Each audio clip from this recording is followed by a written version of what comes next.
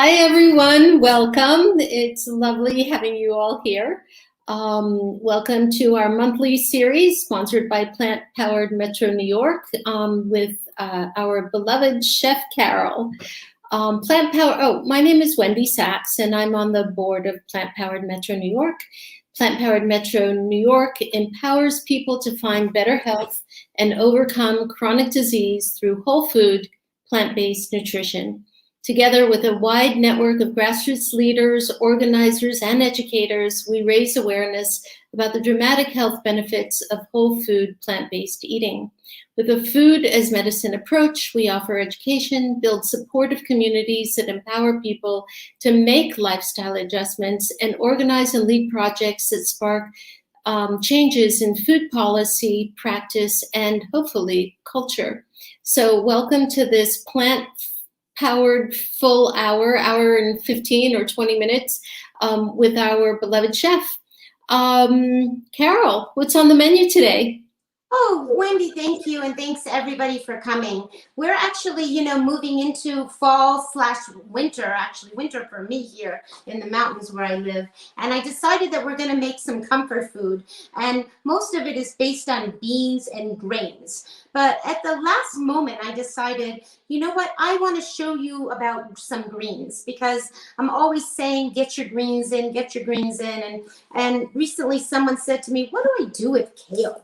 So I just thought really quickly, there's no recipe for this whatsoever, but I just want to get it in the oven and just show you that things can be done 1, 2, 3 with no recipe whatsoever, okay? And you can just make it fast. So I have some washed kale here. I've given it a little bit of a massage, and I have some onions, red onions, and just some sliced mushrooms. And if any of you saw the bite-sized demo that we did the other day on Wednesday, actually, we made a Mexican spice that I often call carnitas. So what you would do actually is you would just take this and I just squeeze any kind of citrus. I actually have orange juice here. So it could be lime because we're kind of putting Mexican spices onto this, but I'm just squeezing. And the reason that you need some kind of liquid, okay, is because when you're going to put it in the 400-degree oven, it's going to get dried out, right? So you have to give it some kind of moisture, okay? So we're going to just put that aside, and then I'm going to give it just a little bit of tamari, okay? If you don't use tamari, you could use some coconut aminos, and I'm just going to sprinkle it, just a hair, okay? We're just doing a little bit. But the real key here is before that it gets all tossed, we're also going to give it a little bit of spice, okay? And this is a Mexican spice, and it is just going to get sprinkled on. You could use some Italian blend if you want, but this is it. Simple, right? Takes less than 5 minutes. And when this comes out of the oven, the kale's going to be a little bit crunchy, okay? It's going to be cooked, and the mushrooms are going to be cooked. And I kind of keep things separate, right? Because I just like to have the mushrooms and the onions, and I make sure everything's kind of flat so everything's cooking. And this is all going to go in my preheated oven, okay? So that's just our little extra bonus for today, only because I still have kale growing in the yard, and I just wanted to be able to show you a little bit of greens before we get so involved in our beans and our grains, okay? Because those are the kinds of things that keep us warm in the cold winter months. So this is going in the oven. You can see what it looks like. Simple. And I'm just going to put this in the oven. And we'll look at that in like about 10 minutes, okay? So let's just talk about what we're going to make today. We're making 3 things. We're making a red lentil soup, which I'm going to say is more Middle Eastern, and we can discuss that later. And then we're going to make a Indian curry with black-eyed peas and shiitake mushrooms. And then for a little pre-Halloween treat, I thought we would try to make some black hummus. Okay, so that's what we're going to do. And let's get started. I have the soup pot here already heating. As you know, I like to get it a little bit hot. And we are going to make the soup. Now, I'm not going to make the full recipe. I did put the full recipe on, on that you all, when you register, you get the full recipe. I'm just going to make a half a recipe because I just finished a whole pot of the soup when I had to write the recipe out for everyone. So I'm not ready to have a whole nother pot of the soup. So I'm going to make half. So what goes into this? The first thing that is going to go in is it needs, again, we're going to do half a recipe. I'm going to do 1 cup of onions, and we're going to have 2 cloves of garlic. And we're going to get that in this hot pan, but it's not even hot yet. I'm touching this pan and it's just starting to get hot. Okay. And then we're going to have other things in it. We're going to have a cinnamon stick. We're going to have some bulgur, okay? Now, bulgur is a wheat. It is a grain. And if for some reason you're celiac and you don't want to eat any wheat, you could easily replace this amount of bulgur with rice or quinoa, okay? And if you're using the quinoa, just make sure you rinse it. But this dried grain, I haven't rehydrated yet. It's going to go right into the soup, okay? And then the base of the soup is red lentils, okay? And what the soup probably takes a good 30 to 40 minutes to cook, but because we might be over, our show might be over by then, what I've done in advance is I've just soaked the red lentils ahead of time so that the cooking will kind of speed up a little bit. You don't have to soak them ahead of time, but it is always good to rinse them a couple times. So I'm just going to pour this water off, okay, and let that, and we're going to eventually put those right into the pan. So let's just get that. I'm just getting the remaining out of this little bowl here. Okay, so I'm sure this pan is hot now, and the way I test it always is I just flick a little bit of water, and it's, yep, there it goes. It's sizzling across the top, and I know now this is a hot pan, okay? And I didn't finish what else we're putting in it. We're putting tomatoes, we're putting some lemon, and we're putting sun-dried tomatoes. So we have 2 different kinds of tomatoes. We have dried tomatoes, and we have fresh tomatoes. So let's get the onions started, and I have 1 cup of diced onions, okay? And we're gonna get this all started in here.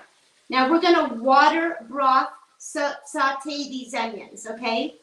And what does that mean? Because a lot of you who used to cooking with oil, the first thing that goes in a pan is the oil. Well, we're putting the onions in, and we're going to use broth or water. Either one works. And that is what's going to keep everything from sticking, okay? And it does make the onions brown if you cook it long enough, because the onions have some sugar in them, and eventually those sugars do release. So let me get some broth.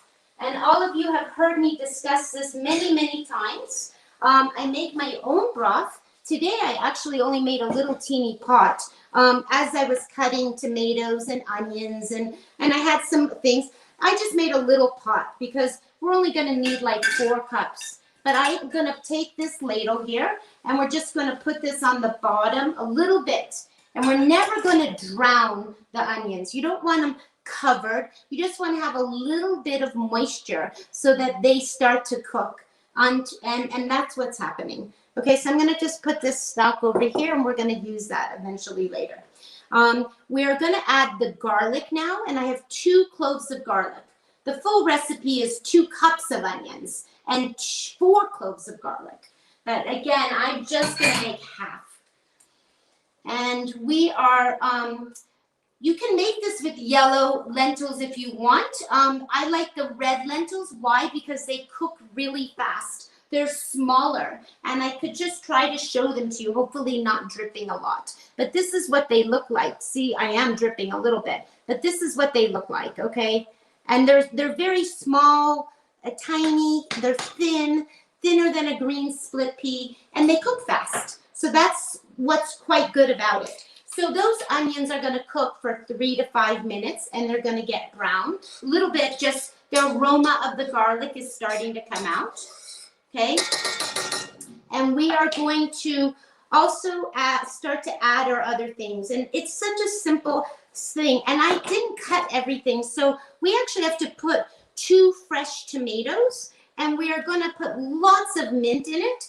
And then I hope all of you know about sun-dried tomatoes. Most times you see sun-dried tomatoes in a jar and they come in oil. But what you want to do is look for the package, and the package is when they're just dried and they're not sitting in oil, because you don't need all that oil. Often they're very, very red. The ones that I have seem to be so fresh and so, I don't know, tender that they look like this. I just want you to see. Those are sun-dried tomatoes. And the flavor is so concentrated. And I think what makes this soup special is that you're having the fresh tomatoes and you're having these concentrated tomatoes. Okay, so I've cut up a bunch of sun-dried tomatoes already.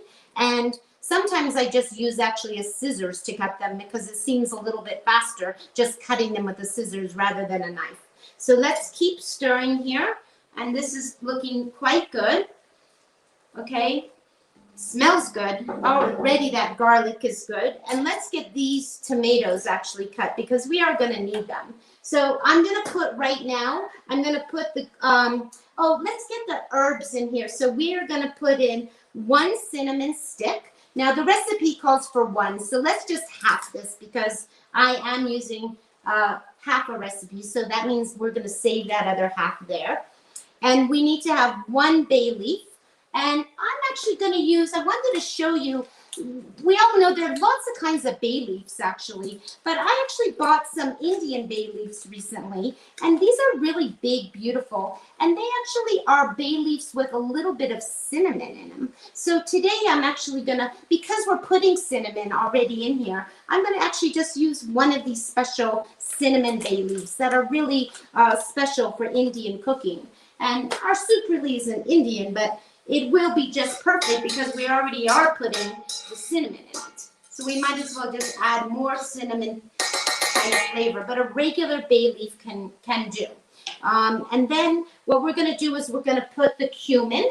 So we need to have, how much cumin? We need to have 1 tablespoon. So over here, I actually have tablespoons. I like showing off my tablespoons here because I always free them from their little ring, because that way when you just need 1, you just get what you need. So here is a half a tablespoon because the full recipe says 1. So we're going to take half, okay, and I'm going to just put it in my pan like that, right there, okay. And this doesn't have so much spices in it. Otherwise, they would, later on when we do the Indian black-eyed peas, I will show you how I like putting spices all the way around the pan, so that you kind of know exactly where you are in the recipe. But this recipe only has that.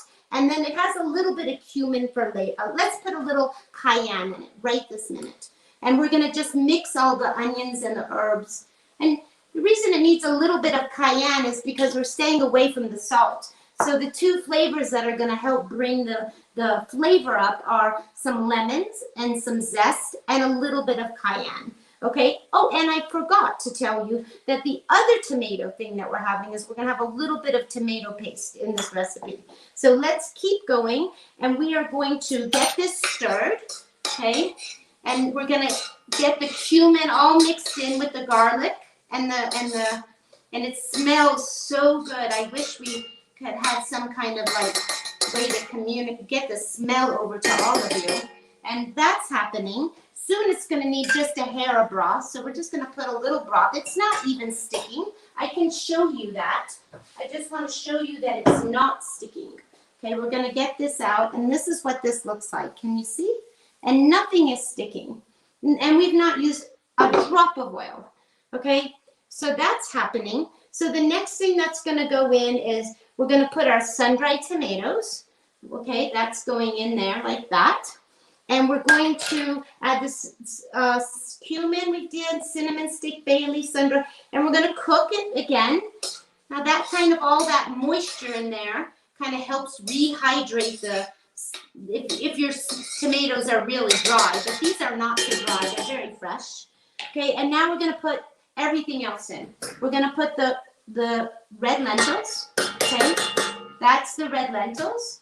And then we're going to add the bulgur, and again, if you're not using bulgur, you could have rice or you could have quinoa, either one, okay? It just adds a little bit of texture and this is looking really great. Okay. And we have to get the stock in there. And then I'm going to put in we need a half a cup of tomatoes, and we need a little bit of black pepper. Let's just get everything in there so we don't forget. And then we'll later on come back and we'll finish it up with the flavors. We'll move this to the back of the stove so we can start our next thing. So that's the black pepper. Okay, and then let's get the broth in there. And what I'm going to do is, I already have some broth in a jar, so I might as well get this out of there. And the full recipe calls for 8 to 10 cups of stock or broth. Those words are interchangeable. And I have probably just enough here, and I'll know because everything's going to get covered. So I'm just going to literally take that and put that out. And what I like to do is, this is a good place to show you, I really like smashing this, getting all this tomatoes, any of the carrots that are in here, and just getting all the liquid out, okay? And that is really covered now. And I'm not used to making a half a pot of soup. It's kind of a strange thing, because usually it's up to almost the top, but now it's not. But that's okay, everything is covered. And let's get the other things that we have to put in there. We actually need to have a little bit of tomato paste. I like putting in a little bit of tomato paste. And let me just see, maybe, you know what? I actually don't put a tomato paste. I think I do that when I think the tomatoes are not strong. So we actually don't have that in the recipe at all. So I have these beautiful tomatoes. They're heirloom tomatoes that are actually from my garden. And I don't know if I would necessarily use such beautiful tomatoes in a soup, but I have so many that I just want to show you how beautiful they are. Look at those tomatoes. They have red, they're yellow, and we're just going to cut these up. And we need to have just about a half a cup, okay? And they're going to break down in there, okay? They're not going to stay. It's really there for flavor, okay? So it doesn't really matter. And I'm just cutting them in chunks. And really, I say 1 cup in the full recipe, but this right here is probably a good half a cup right here. And I'm going to put all of this in there. Just going to put all of that, and that's going to be really good. Again, so I think we've got everything. We're going to mix it up. It's very beautiful. I'm just going to show it to you so you see how it looks. And we're going to move this to the back burner. And we'll add the lemon juice and the zest at the very end. But let's just show you that so you can see it's all covered. We're going to take this to the back burner right this minute. I'm going to bring this other pan to the front now. And we're just going to let this soup cook in the back. Okay? And we're going to get the light on. We're going to keep it at a simmer.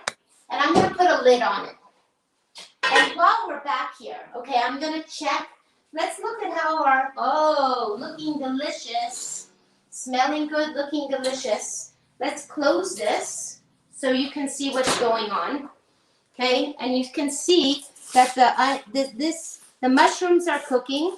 They're almost done. The kale, oops, this is very hot. The kale is crunchy. The kale is actually done. So let's just actually put this aside for 1 minute. I'm just going to try to make room here. It's a very crowded situation over here. Let's just put this down. Okay, and I'm going to take the kale off. And let's just put it in a bowl. We're just going to, because the mushrooms I would like to have just a little browner, not too much browner. But you can see that the kale is really crunchy. And you didn't even use oil. If you could hear that it's crunchy, and it's so yummy. Sometimes I just put this on my counter, and that is my snack. Like just a snack. I just go to this bowl, and instead of eating carrots or other kind of or apples, these are, they have kale chips, right? And all of us, I think in my mind, when I gave up oil, I let the chips go out the door. Like in my head, I kind of thought, oh, I can't make kale chips anymore because I'm not using the oil. But sure enough, look, it's a little bit soft still, but it's also crunchy. Okay. Carole, are you open for a question? I am open for a question, and these mushrooms, now that I'm looking at them, are definitely done. And I'm just going to take it all off, but I'm ready, Wendy, for a question. Awesome. It's just because you're on the veggies. We had a question early on.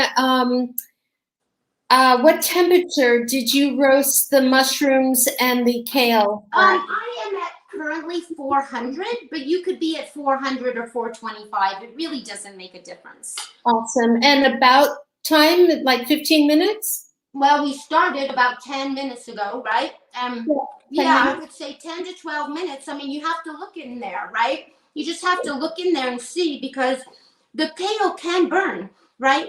And the mushrooms can burn. But that's why we've put the moisture. We put the orange juice. You could put the lemon or the lime, doesn't matter. But we added moisture so nothing's drying out.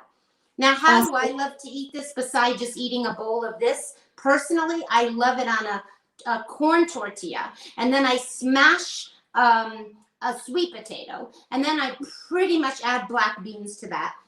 And then I just throw this on top, and it literally is, and then some salsa if you want. But again, I'm just wanting to show you that you don't need recipes for everything. And I work really hard to provide all the recipes for all of you, because normally I don't work from recipes. And so I always have to sit down and write things up. But I just wanted you to see that not everything needs to be written up and can be equally delicious in 5 minutes time. Okay. Excellent. So 2 other ones on the vegetables. In addition to the smidgen of tamari, I'm just asking you to repeat it. Did you put lemon or lime on there as well? And no, on the I just did the orange juice. I squeezed, so I put the orange juice, I put a little bit of tamari, and then I put a little bit of spice. And that spice is up to you. I usually use a blend that I have, whether it's a Cajun blend or a Mexican blend, or you could use an Italian blend, just so you have different flavors going on there. But if you just want to sprinkle cumin, that would work, you know? Excellent. Another quick question. One of our viewers has leftover kasha, and since kasha has a pretty strong flavor, would you recommend having having kasha with the red lentil soup? Oh, you could definitely. That would be delicious. Anybody that has kasha is a friend of mine. I want to know who that person is. You know, that is a special, you know, it's like, you know, one of the things today when we talk about the black chickpeas and the black tahini, you know, I'm going to tell you that I don't like sending any of you on a goose chase at the grocery store. But there are so many grains. There are so many beans. There are so many things. And it's my job, I always feel, to share those things with you. So we just had someone now share something wonderful, which is kasha. Kasha is a buckwheat grain, is so delicious and good for you. So kudos to that person. And last quick question, because I know you've got a lot to accomplish this afternoon. Do red lentils and yellow lentils, can they be interchanged, or do they have sort of the same flavor or not? They can be, but they're going to yield something a little different, okay? And why I'm showing this soup with red lentils specifically is because they cook faster. Yellow lentils and light green split peas are thicker and denser, okay? The red lentils are like almost thin as paper. They're very, very thin. They're almost like a split mung dal. Like they're very thin, so that they cook rapidly. And I just thought if we had a soup that cooked in about 30 minutes instead of an hour or an hour and a half, I thought that would be welcomed. Awesome. Okay. So we're good to go on the next thing. Okay, so the next thing that we're going to do is something that I make all the time at New Year's, and it's really a very Indian thing to make at New Year's.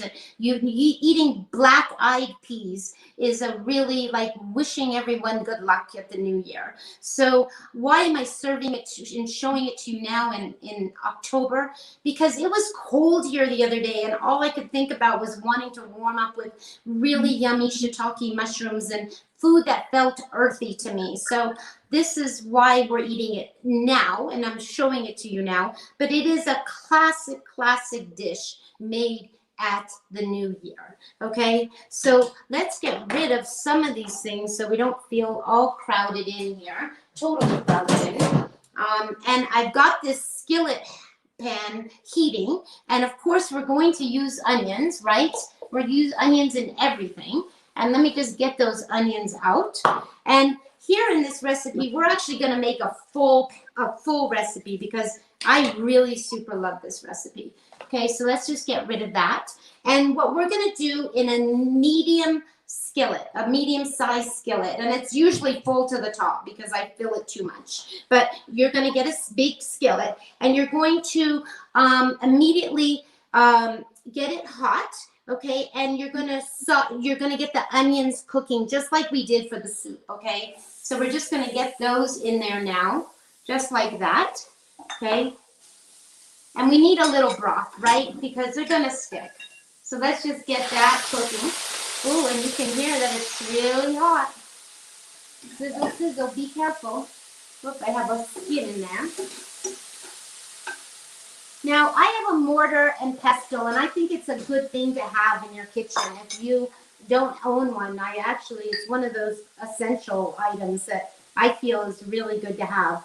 I have chopped already. I have chopped 4 cloves of garlic, and I've chopped 1 tablespoon of ginger, okay, fresh ginger, okay, and it's here. Now, what you could go ahead and just put this in the pan. But what is nicer actually is to take this and actually make kind of like a little not quite what you would call a slurry, but we're just going to kind of grind it up a little bit. Okay, so that just like a little slushy thing. Now, if you don't have a mortar and pestle, just skip this step. Okay, it's not like a big deal. It's just that it's nicer. Okay, because it's what, and if you could put your nose in this bowl, I am telling you, it smells so yummy. All that garlic, all that ginger, that's what's going to make our Indian dish beyond. Besides all the spices that we're going to put in it. Okay, and let me just get this washed. I'm not washed, but scraped. And this is cooking. The onions are looking really good. Okay, and then what we're going to do is, you could put this in the blender. I write that. You could take, I said using a blender, make a paste with the ginger and the garlic, but I don't want to get the blender out. That's why I use the mortar and pestle. And again, if you don't have one, don't do it. And then what we're gonna do is get this into the pan with the onions, okay? This is classic Indian cooking in a lot of ways. You always start with the onions. Often, you know, if you were eating ghee, which none of us are, because we are not eating any animal products, but usually some kind of fat would go into the pan, and then the onions, and then all the seasoning, and that would cook. But because we're not doing any of that, we're cooking healthy here, and we are just getting all of this mixed in, and this looks really good. Okay, you can see that the onions, there's a little liquid in there because there was liquid when I poured the ginger and the garlic. Now that I want to really cook. Okay, so I'm just going to put that up just a little bit. Let's move this. And now let's start, what we're going to do is we're going to start getting all the herbs in there, okay, all the spices. Okay, so this is going to get 2 bay leaves, okay? And remember, I just told you these are these beautiful special Indian bay leaves that have cinnamon in them. But if you don't have them, you're just going to use your regular bay leaf. And I think that's an essential spice to have is bay leaves, okay? So that's going in there like that. Now let's start with all the spices, okay? So we need 2 serrano chilies. And serranos are these long green chilies. And we're not going to cut these up at all. All we're going to do is we're going to slice them down the middle, okay? And we're eventually going to take these chilies out. They're like there to infuse flavor, but they're not there for putting in. So we're just putting in, and they're beautiful. They're just going to lay in that bed of onions, okay? And then we're also going to just start to add all the things. So we're going to do 2 teaspoons. Now let me get let's get the measuring device spoons out. And I'm just gonna do this in front of you so you see my little tip here, which I do all the time. So we're gonna need 2 teaspoons of cumin seed. Okay, so I'm putting 1, and then I'm putting the second one right next to it. Okay, and then I'm gonna just move this spice over here so we know we're done. Okay, then we need 1/2 teaspoon of turmeric. Okay, so we're gonna get the 1/2 teaspoon of turmeric, and I'm just gonna put it over here so it's like that. Okay, you can't maybe see what I'm doing, but I'm separating out everything as we're going through it. We need 1 teaspoon of Garam Masala. Okay, this was a gift for me, and I love it so much. It's Floyd Cardoza, and it's special Garam Masala. So it doesn't look like all my other spice jars, but I've been kind of saving it for special things. So this is 1 teaspoon of Garam Masala. And then we need to have anywhere from 1/4 to 1/2 teaspoon of chili powder. Okay, so I'm going to get my little fourth out. And I'm going to, instead of doing, it says 1/4 to 1/2. So I'm just going to give it a big heaping. Okay, and we're going to put that over there. Okay, and that is all of our spices. Okay, and I want to show you what the pan looks like because I put them all around as a way of just making sure that I don't forget where I'm at in the recipe, especially when you're using lots and lots of spices. It's just nice to put them all around. That way, if your child comes tugging on you and you get distracted and you're looking over here, or you get a phone call, or you leave the room for 1 second, then you know exactly where you are, okay? So that is my method of kind of keeping track of where I am. And I do it in a bowl, the same thing with spices. And even when I'm baking and I put baking powder, baking soda, I put it all in its little sections because that's just my method of keeping everything straight.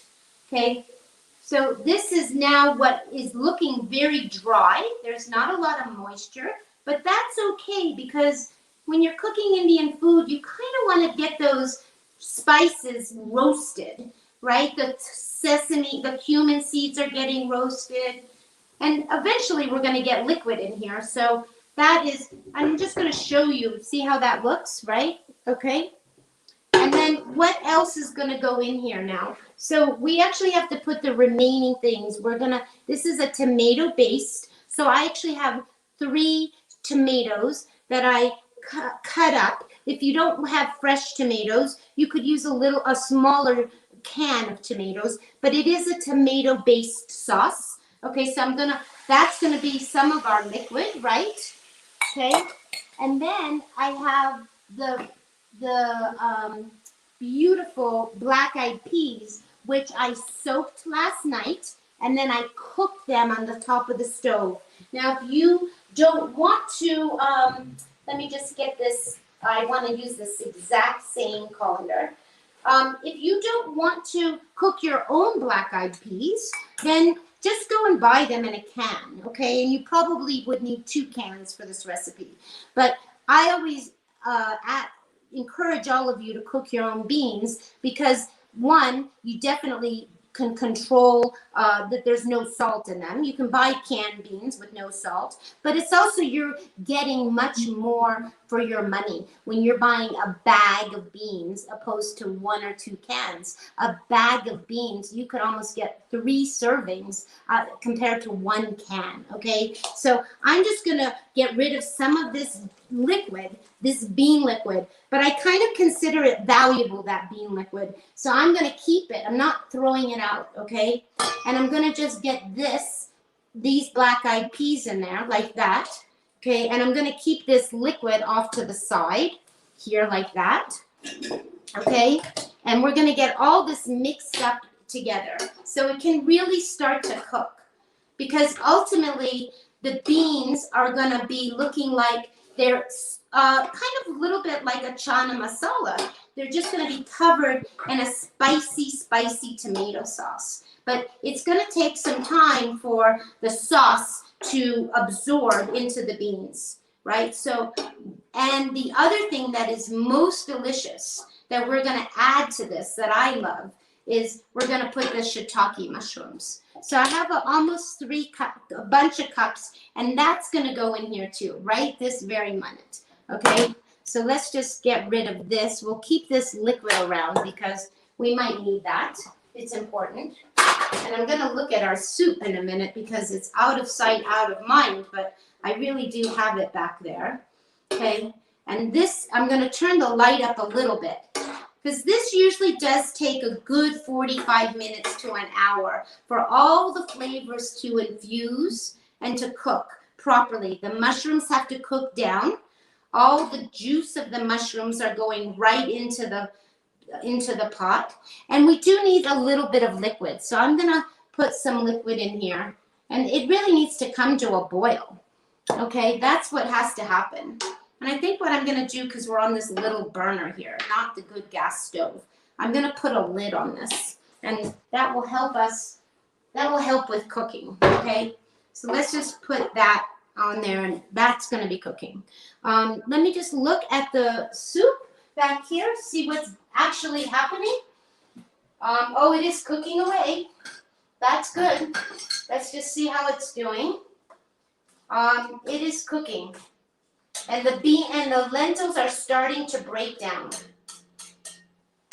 we're just going to let that cook now. That's going to continue cooking. And does anyone have any questions thus far, Wendy? You're actually pretty good to go. It's, for me at least, so mesmerizing watching you, and I can just imagine the smells that are coming from both of those pots. Yes, it's very aromatic in here, and I can't tell whether it's the Indian spices or when I go back there, I then smell the strong cumin, which is also an Indian flavor, but that soup is more of a Mediterranean, and I just rinsed off the spoons just because I felt like it. So quick question, if you didn't add the kale either as chips or really as flavoring into the soups, what would you serve the lentil soup with, and what would you serve the black-eyed peas soup with? Oh, well, the black-eyed peas I usually, serve with a lot of spinach. I love Indian food with spinach, and I cook a ton of it, like a big pot of it. And then I would serve some kind of, maybe 2-colored basmati rice or something. Some kind of rice, although I think a baked potato would be also delicious, a white or a sweet potato, either one. And then, I'm always thinking, okay, if I have the beans, I've got to get the greens. So that's kind of my rationale. And for this, I like the spinach. You could definitely use any kind of green. You could I think a beet green would be delicious because it's a hearty, strong green. But yeah, that's my recommendation. We're probably not going to serve them like that today. We're just making them, but that is a very good question. And the soup is a soup, and it's just a I don't know how to describe it. It's just like a lentil soup, and I always like to serve some kind of salad with soup usually, because there is no greens in the soup, right? There's no greens in the soup. So I would bring the greens in with a side of a salad, and that's what most of us do anyway when we eat soup, right? Soup and salad. Excellent. Actually, if we have a quick moment, I am going to, which I rarely ever do, I'm going to take just a second to plug an upcoming 21-day jumpstart that Plant Powered Metro New York is going to be doing. I'll give you more information at the end, but I'm bringing it up because this notion of beans and greens is like a mantra for those of us who follow the whole food plant-based diet. And as Carole said, she's always kind of looking, where can we get the greens in, because the greens, among all the other diversity of vegetables, are just so important for our health. So just saying, 21-day jumpstart tonight at midnight is the deadline. Please go to our website and sign up if you either want support on your journey or want to transition. And Carole, right back to you. Oh, well, I snuck in a tomato while I'm talking to you because this is my normal way of cooking, which is, just like, oh, I have a tomato over there, I might as well add it, because I have these I have like 50 tomatoes that had come off the vine, and they're all starting to ripen in my kitchen. And I have these beautiful, beautiful tomatoes, and I think, okay, well, there's some tomato in this, so and I'm not going to just have one over here to the side. I might as well get it in there. So this is typical me of just saying, oh, I'm going to add another tomato, you know, and it doesn't matter. That's why I tell everyone, I make you these recipes, and all recipes, even when you're reading it from a book, right? They're just written out to give you a basic guide for you to go get your groceries, for you to, prep all the things ahead. But once you start to become familiar with the recipe, then you start adding things and you get more comfortable. And that's a really natural thing, right? And so I'm kind of always doing that. And this you can see is cooking now. And it's just, this is typical of this dish for me. It is always brimming to the top of this pan. I never choose another pan to make it in. I'm afraid that if I chose another pan, I would just, I don't know. There's something beautiful about it being totally full that I love. And it does reduce. And the beautiful thing that we're going to do in maybe 5 minutes or 10 after we do another thing, this is going to cook. But what we're going to do is we're going to actually take a little bit of this out and we're going to mash it. And we're actually going to do the same thing. We can do this exact same thing for the soup. And let's just do that right now while the counter is getting kind of pretty clean. And let me just do that right now and show you what I mean. Okay? And of course, you know that I like having everything. I say clean counter, clean mind. It makes you feel like you're focused. It's very, very essential to have a good working space. Doesn't look like a disaster. I'm going to bring this forward for a moment. We're just going to put that there. And we're going to see how this is doing. This is really cooking. And I'm going to just turn it off for a minute. Now, in the recipe, I actually tell you that you can let this all cook down by itself, and eventually the lentils will collapse. The longer you cook it, the more it will just collapse, okay? But if you like the texture, if you want it to be a little bit smooth, you can definitely take this to a blender and actually, puree it, and it would be as delicious. But I like the soup kind of smooth and kind of chunky. So what I do is I get the little blender, what we call a stick blender. And this is one of the oldest tools I have besides the Cuisinart. And it's a pretty great little investment actually.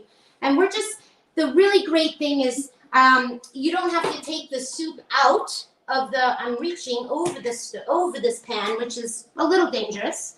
But you just take this. Now, there is a cinnamon stick in here, and there's a bay leaf. So before you go pureeing anything, you would want to take this bay leaf out, and you would actually want to find the cinnamon stick because you don't really want that to be broken up and into pieces. It's never going to, it's going to be hard, and you don't want anyone chomping on a cinnamon stick. So I'm just going to puree just a little bit, just a hair, not much. Okay, because I still like those chunks of sun-dried tomatoes. And again, we're going to add to this, okay? I'm just going to, you see, just a little bit. It's still got a lot of texture, okay? And then what I do, that's plenty. We're going to take that off. We're going to put this in the sink, okay? We're going to pull that out. And this Indian dish is cooking so fast, I have to lower it. Okay, and this soup is looking very beautiful. It is practically done. I know, and we barely have had it on the stove for 30 minutes. So what I'm going to do is I'm going to leave it here for a minute, even though I actually want to get it back onto the stove. But let's just finish it before we move on to our Halloween treat. So what we're going to do is we're going to get the zester out, which you know I love. And again, we haven't put any salt right in here. And we put some black pepper. We put a little cayenne and the cumin. So I'm going to use the zester, and I'm going to make sure that we put a lot of zest. The zest is going to be our replacement for our salt because it's going to bring up the flavor. Okay? Now, normally I wouldn't do this over the hot pot of soup. Why? Because this lemon could easily fall out of my hand, and then we have a lemon floating in the soup. But I think I've got a pretty good grasp on things. Now, you can see all that lemon zest, right? That's probably a good teaspoon. And I'm using the whole lemon, okay? And I almost never cut into a lemon unless I have a ton of zest already. But this is food, right? This is, you can eat this lemon zest on so many things. You could put it, we could put a little bit of that on our kale and mushrooms, right? So then you want to just hit this. So that's the lemon zest. And then we want to have the lemon juice, right, out of here. So let's get this cut. And we're just going to get the little juicer out. And we're going to squeeze this. And we're going to get this the lemon juice in here. Okay. And I save these. I put them in my ice water as a flavor. Okay. And I also clean my copper pots with some salt and lemon, and that makes the copper pots all shiny. Okay, so that is that. And then let's just give it a little stir. Let's just give it a stir. Okay. Now the chunks of tomatoes are pretty gone, but they're in there flavored. And we really want to get in a lot of mint. Okay. And what do I mean by a lot? I have probably almost a quarter cup here, or maybe even more. Now, some of this is from my garden, even though I just brought the plants in for the winter now. But let's just I'm trying to get all the stems off. I think you can kind of see I'm a little behind the camera here. This pot is in the way. We have a lot going on here on the counter as usual. Okay, and we're just going to chop this up. And it's the mint that's going to make it super delicious. Okay. And if someone's going to ask me, can you not use the mint? Well, of course, I'm going to tell you, then get something else. Get some kind of parsley. Get some kind of cilantro. Get something fresh, because it's the freshness of both these things, the lemon and the mint, that is going to give the soup its freshness. Okay? And that's that. And I can't tell you how good all that mint smells. I love it so much. And all of that is going to go into the pan.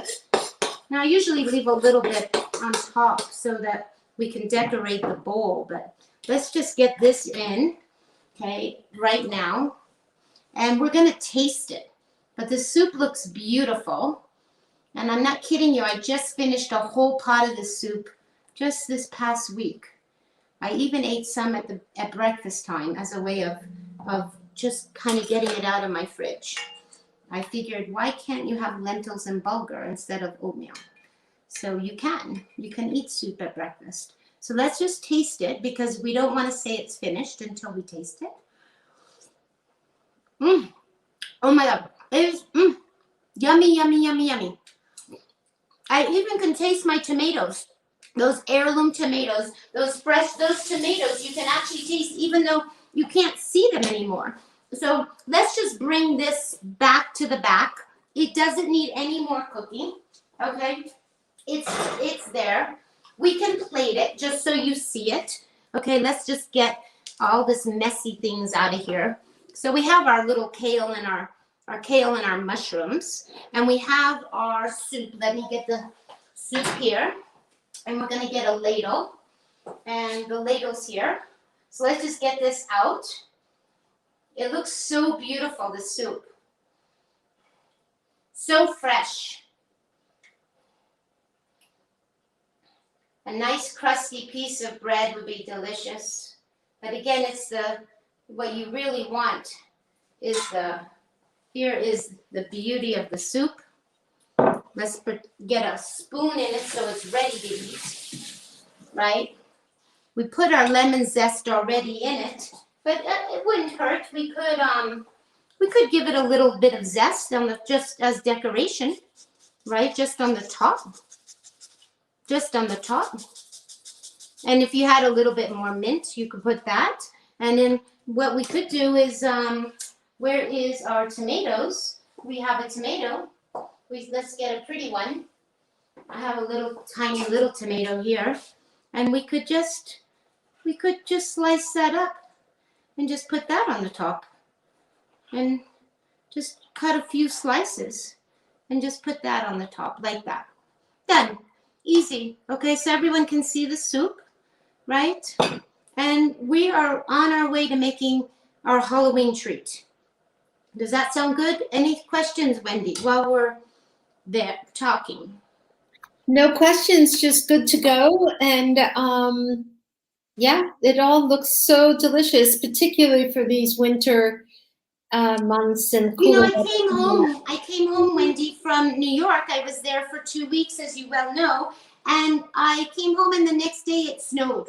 It snowed. And it was just like I left here, and it was so sunny and pretty, and it was still kind of fall, or I don't know what it was. It was just it was sunny and warm. And I came back, and I was just like, oh my gosh, we're into the winter now, and I want to have comfort food, you know? So that's where these dishes come from, because there's nothing like having warm beans and grains, and I don't know, it's pretty comfy. I don't know, and if you can all see how beautiful this dish is right here. I think I'm gonna try to show you without spilling it. Can everybody see that it's cooking away? That just looks yummy. And what so we're gonna do a similar method. I'm just gonna get a bowl out. We're gonna just do this now so that I don't forget. Which is, let me just grab some kind of spoon. Just a second. I'm just gonna grab the right kind of spoon. I'm not sure. And this is still cooking like crazy. Just like we pureed a little bit of the soup, right? Just for texture. What is really nice to do with the beans, and I like doing this while it's still cooking, right? I take a little bit of it out. Of course, you've got the mushrooms in there. So those aren't really going to get smashed.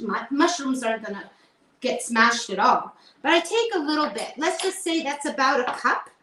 And then I take a fork and I just smash those beans. Okay? And the smashed beans are just going to add a little bit of texture, right, to the dish. And it's going to make the consistency of the sauce. The sauce is cooking down, and it's just getting naturally thick. And the beans are absorbing all those tomatoes, and they're absorbing the spices, right? But just the smashed beans will add a little bit of texture. And that is good to do. Okay, do you have to do it? Is someone's going to say to me? No, you don't have to do anything. But I'm just telling you that it is kind of the normal, what you would do to give it some texture. So that's all going to go back in, and that makes everything look really, oh my gosh, does it look delicious. I could just stop everything right now. But again, I like letting this simmer, and the longer it simmers, the nicer it is. You know, but that is happening. And we don't even have to have the lid on anymore because the temperatures all come up, and I'm going to leave it so that we don't have the lid on it anymore. Okay, so we are moving on, and I thought that it would be really great to make something for Halloween. Okay, it's coming up. We don't have a Halloween show or anything, but it is kind of a holiday that I actually really love. And we are going to, and it's my chance to introduce you to new things, okay? And as I said earlier, I don't want to send anybody on a goose chase, running around from store to store all over town saying, I don't know how to find these things that she's recommending, and it costs too much money. But I want you to know about them because they're really special, okay? And what you can do is they when you pay a little bit more money for things, just make them last longer, okay? That's what happens. You just make them last longer, and you know that they're really, really special. Okay, so this is what we're gonna do. It's a regular hummus recipe. If anybody makes regular hummus with the regular chickpeas and the beige tahini and the garlic and the lemon and the ice water, that is what we're doing. only we're going to make it with black things, okay? That's what we're going to do. We're all out for Halloween. Okay, so what are we going to do for our black beans? We are going to I'm going to introduce you to another kind of chickpea that that you might not be familiar with, which is also very Indian, and it's called a desi, D-E-S-I. Okay, and they look like this. They're smaller than a chickpea. They're really shriveled up. They look shriveled. They look like they've been shriveled, like a raisin is shriveled. And they're a little denser. They're nuttier, and they are brown. Okay, but these same desi chickpeas come in black. Okay, so the desi chickpeas that we're going to use today are actually black.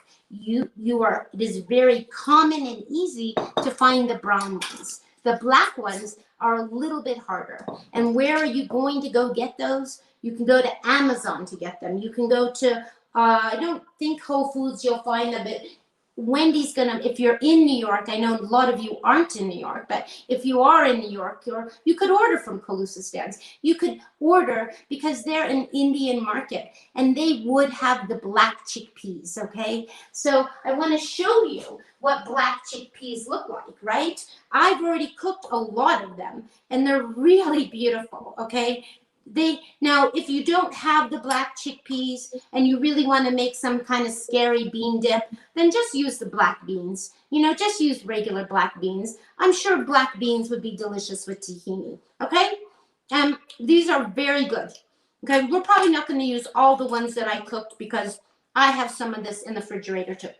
The other second thing that we're going to use that's super special is this brand of tahini, which is called, the brand is Kevala, K-E-V-A-L-A, and it's organic black tahini. And it's actually it's made out of black sesame seeds. Okay, this I always have bought at the Whole Foods. My store is actually out of this, and I just ran out of it myself when I made it last week so that I could write the recipe down. So I too don't have black tahini right at the moment. So what did I do this morning? I thought, I could use the regular tahini in the black peas, in the black and chickpeas, and see what does the color, what happens. Maybe it's still all going to be black and it's all going to be fine. But I actually have a big container full of black sesame seeds. So I actually made a jar full of black tahini, which looks more like gray, not as beautiful as the kind in the jar, because probably I mixed mine so much that it became gray. But when you buy it in the jar, it's absolutely jet black, which I love. So we're going to use what I have because it's sesame paste, and that's what we need. And we're going to go over to the Cuisinart, and we're just going to blend everything together. So I'll tell you what we're doing, okay? So we're going to put we have chickpeas, we have garlic, lemon juice, tahini, and ice water. Ice water is really important at the end because it just kind of helps make it smooth. Now, this chickpea paste is going to not be as creamy, as smooth and silky as the regular chickpea hummus that we're all used to. Why? Because this is a much denser bean, and it just has different results, okay? But it's still delicious, and it's really a different flavor. And I actually wanted to tell you, I found this great graphic last night when I was looking about black chickpeas. And just like we all know that dark leafy vegetables are better for us than the lighter color ones, and we know dark beans are better for us than, well, this black chickpea has so much more going for it than a beige chickpea, right? It has almost twice the amount of magnesium than a white chickpea. It has 3 times the amount of calcium, and it has almost half the amount more of iron, and it has about fiber. A beige chickpea has 12 milligrams, and this has 17 milligrams. And potassium, actually, this has more potassium than the beige. So if you had to say which one is better and has more nutrients, you're going to say the black chickpea. So I think it's worth looking for, and let's go over and get everything started, okay? And this is cooking away, and we're almost done. And let's just get this out. We have the Cuisinart, we have our ice water, and I have some garlic. And I don't think I'm gonna make it all, the whole recipe. Why? Because I have some in the fridge, but I'm gonna kind of add in here. So I don't like talking when the Cuisinart's on, but I like getting the garlic all broken up.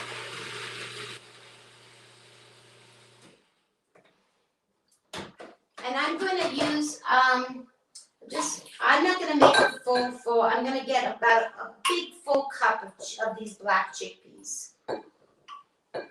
Okay. And then I have some lemon juice already, right? I'm going to add that. And we're going to put a little bit of my special tahini that I made, which is really black sesame seeds. It looks like the color of an elephant skin. It's actually very gray and I'm just putting in 2 small tablespoons, and I'm just eyeing that, okay? And let's get rid of all these jars so we don't have to look at them. Again, I just was trying to figure out what kind of tahini is going to replace my jar. Now let's get the lid on. And I have the ice water sitting on the side.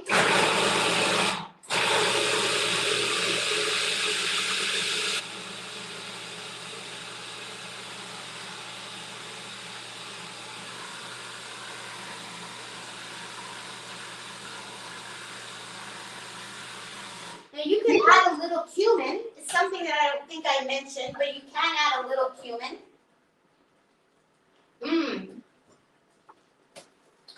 It looks good. It needs a little more pureeing.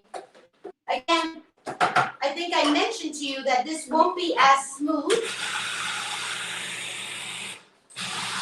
I'm going to let that go for a minute like that. I'm going to stir this dish right here.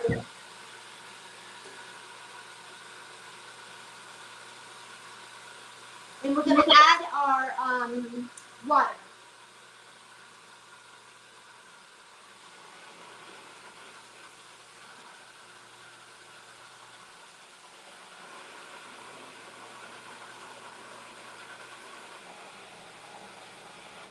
Now I see that my gray tahini kind of made my hummus more gray than black. The one that I made the other day was jet black, but that I had the kavala. But it's okay. It's still kind of dark and spooky. I think we'll be okay. Let's just open the lid and see where we're at here.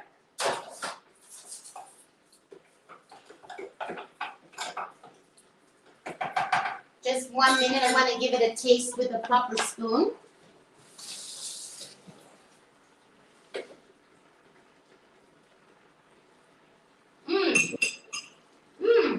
Yummy.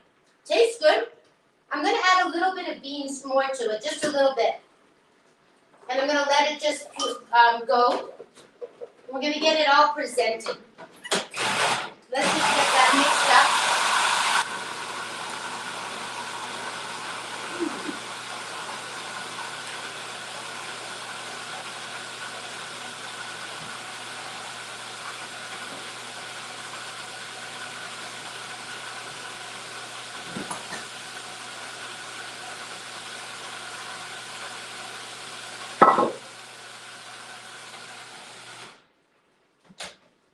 Well, that looks really yummy. I'm just going to give it a taste with my finger. I actually am going to add a little bit of cumin. I think it would be nice. It's very garlicky, it's very lemony, and I think a little drop of cumin would be just delicious. Now, this dip actually can be served as a crudité, how you normally would serve hummus as a dip. Or you can be creative and spread it on maybe a dark piece of pumpernickel or a dark piece of rye. Or, I don't know, hummus is really delicious on a sweet potato toast. So there's lots of ideas, okay? I'm just giving you one idea of how to do something fun for Halloween. And I kind of like the idea of having fun with things.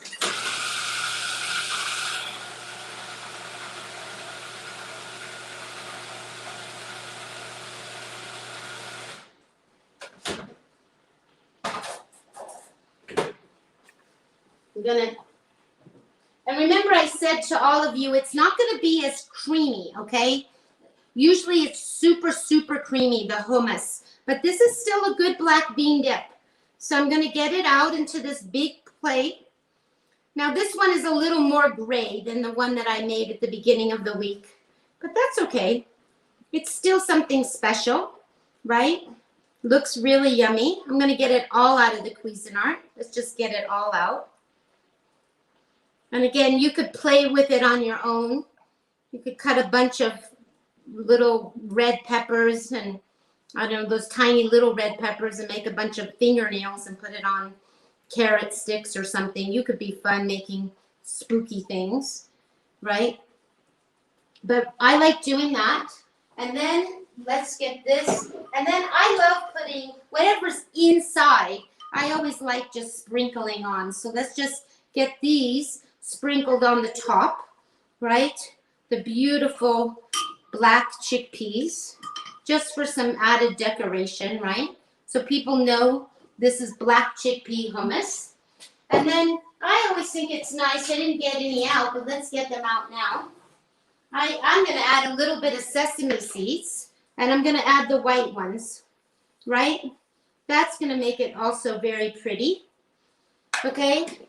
And the other day when I served it, I thought, I think a little bit of fresh thyme would look beautiful on it. And then, what else can you do? Well, I actually made some ribbons of some carrots. And how did I make the ribbons? I just took a peeler and I just made ribbons. And then I cut those ribbons, they were fat because I had big fat carrots. And then I actually put them in cold water. And what happens is they all become very curly, right? So if you wanted to have a lot of fun with this, right, you could just make it so, I mean, people are going to have to go around, but you could make it so that you build a little web, right, with the carrots. Just setting up a web as if it were a spider web, right? And I'm just trying to do that here while I'm talking to you. And just put it all the way around the carrots. It's looking really pretty, right? And of course you want to have some things coming out, going spiking, because the web, right, has lots of spikes. So I'm going to put those spikes in. And this carrot is particularly long, right? And that, get the spikes happening. Let's get those happening here. And these carrots have been soaking in the water for so long that they end up so curly. It's so crazy. It's almost, I don't know. It's so here I'm just decorating the top and making so that it's like a little spider web. And that is pretty much my little idea for your Halloween treat. And I hope that you can ad lib and do whatever you feel would make it really looking like it's fun for Halloween. And that's our demo, pretty much, Wendy. I'm gonna serve up. That's our Halloween treat there. With those. Oh my God, I love the web. And just as you were saying, you can improvise or something along those lines. We had a comment from Jessie about using no oil roasted red peppers and making like a little red puddle. Oh yes, and or you could cut up the beautiful red tomatoes and make a big puddle of blood, you know, like just the big red center somehow. And when I took out the little red peppers that you buy in a bag that are yellow, orange, and all different colors, earlier today when I was cutting off their ends, I thought, oh, these are like little nails, and how cute would they be on a little carrot or something, you know, as a nail, as a pointer. But I thought, you know what, this is really more classy. And let me just get hold up the dish again so we can see the web, which is very fun. Oh, just hold sure. it a little closer. And you know, you do have to build the spiky things out. I guess I didn't do a lot of spiking out. Now that I look at the spiking part, you really do have to think about how things, you know, the web is really made, right? But again, here it is. Fabulous. Yeah. Awesome. And of course, someone's going to have to go in there and dig it out, and the carrots are going to move around. But you know what? It's about presentation. And once someone dives in there, it's, you know, that's the way it is. I don't even think I'm going to bother to plate the Indian dish because it's so beautiful in the pan. And I just want to find where, I'm not sure where in my kitchen. I have so much things. And I've just put it on a hot plate is what I'm going to do. I'm going to take it off the burner, and I'm just going to try to show it to you right this minute. And everything is so tight here. It looks so beautiful. I can't tell you how the Indian shiitake, how this looks delicious. And of course, I'm going to taste it before we say that it's really finished. But I can't imagine that it would need very much. And of course, the more this sits, right, tomorrow it's going to taste even better. And in 2 days, it's going to taste even better because what's going to happen in the refrigerator is just going to absorb, the beans are going to continue to absorb all the spices and the flavor. And the beans have now turned a color. They're no longer they're beige with black eyes, but they're more red, they're more tomatoey now. So let me just taste this.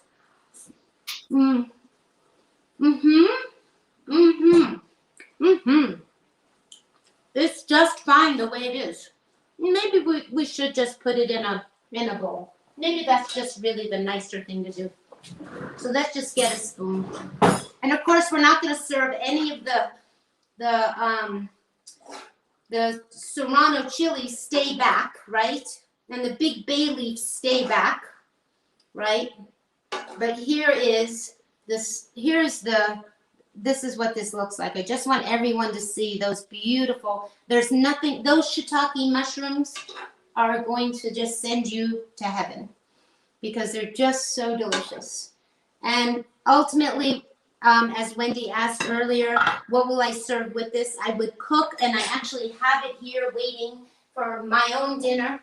I will cook probably a big bowl of spinach, and then I'll put that spinach, once it's cooked, right next to that. So you have your beans and your greens, okay?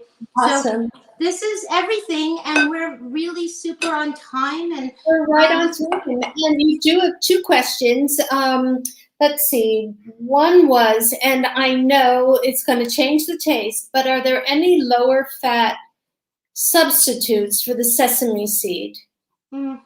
Like hemp maybe, but I don't know if hemp is lower fat, but I don't know. Anything that crosses your mind? I mean, hummus is hummus, and it's hummus because it has sesame tahini. I mean, I just want to say make a different dip is what I would say. I mean, there's so many incredible bean dips that are, you know, that you can make. That one that I love very much is like white beans with nutritional yeast, which is awesome and delicious. But if you're really looking for hummus is, its base is tahini, and I've tried to use a lot less tahini than what anybody making hummus would use, because it usually, you put a lot of hummus, I mean a lot of tahini in a sometimes you put almost equal amounts of tahini and beans. That would be a normal, and we just put 2 tablespoons, right? So we've really cut it back. So that my answer is, there really is no substitute if you're making hummus. You have to go with it. You bring up a great idea, which is there are other dips, and many times there are dips that use cashews, but I know that many people, and you just mentioned this, use the white cannelli bean instead of cashews, and they'll also use cauliflower if it's not too wet to substitute for recipes that have nuts. So great point. And then just a question of how do you turn sesame seeds into tahini, and what's your version of doing that? Honestly, I've never done it before. To tell you the truth, I just go to the store and I buy my favorite tahini.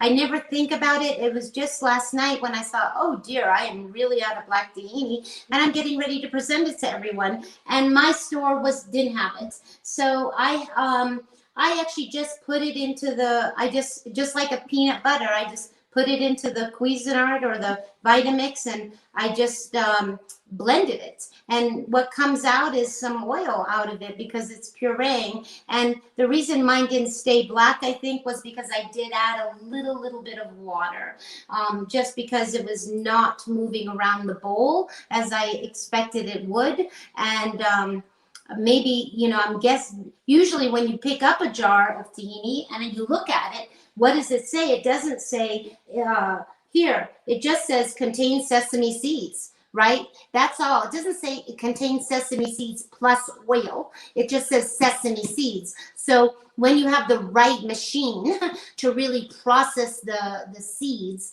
it really does become a paste, right? And I think that probably you need a very high powered, and I just made a little bit in my Cuisinart. That's what I did. Lovely. I thought it was a solution for temporary while I didn't have my Kavala black tahini. Yeah, brilliant solution and tip as always. That's it on the questions, but I do want to thank everyone for coming, and I am going to let you know one more time about our 21-day jumpstart.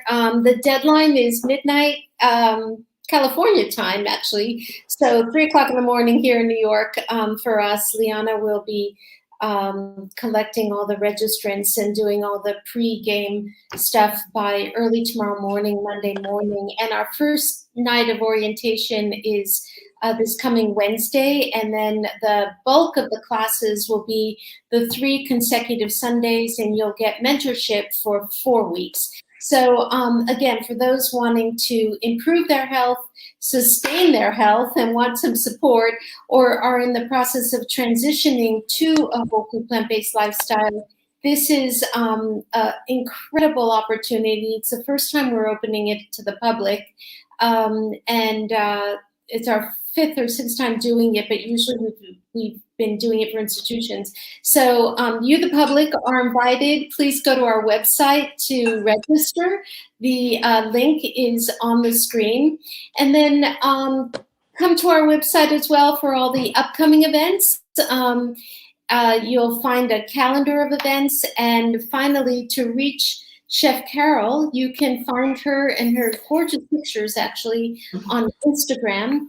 The address is @theveggie Vanguard, and Carole's email, if you have questions, further questions, her email address is carole@theveggievangard.com. Her website also is really full of wonderful ideas and recipes, and I use them often. So thank you. And Carole, since I know you don't see the chat, I do want to let you know you got an incredibly poetic comment from Mitch Toplitsky. He says, "Those mushrooms will send you to heaven." Memorable. Staring out the windows at a lovely twilight sky, I imagine an image of angelic Carole holding a plate of those mushrooms, hovering in the clouds. I can attest, they are delicious. Your food is delicious. I hope you all had fun, and thank you so much for joining us. Come join us for the immersion, 21-day jumpstart, and join us for other free classes at Plant Powered Metro New York. And we'll see you in November, and we will be back with our show in November. And I want to just tell everyone that we are having an extravaganza of SOS Chefs on November 21st with Chef AJ. And that will be a Thanksgiving Day special. So all of that is on my events page. You can look to see where and when. And we thank you so much for coming today. Yes. Thanks, everyone. Bye-bye.